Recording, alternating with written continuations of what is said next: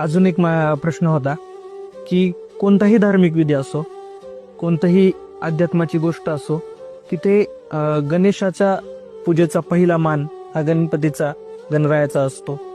तर ह्याचं वर्णन काय सांगता येईल तुम्हाला? आजही भारतीय संविधानात सगळे खासदार निवडून आले तरी आणि कॅबिनेट, गृहमंत्री, महसूल मंत्री किंवा पंतप्रधान झाले तरी सभापतीचा दर्जा वेगळा की नाही.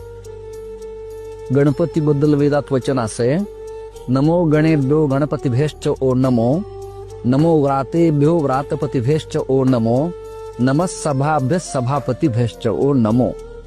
अन्य देवता सदस्य आहेत, गणपती सभापती देवता आहे. म्हणजे तो जो प्रोटोकॉल आजही संविधानात आहे तो सगळ्या देवता गणेशाच्या बाबतीत मानतात. म्हणून प्रथम त्यांना वंदन करावं हा शिष्टाचार पूर्वापार आहे. पूर्वी ही देवता विघ्न आणणारी देवता होती. सगळ्या देवांच्या लक्षात आलं याला निर्विघ्नेश्वर कसं करायचं, म्हणून विघ्नहर्ता विघ्नहर्ता नामकरण गणपतीचं करण्यात आलं.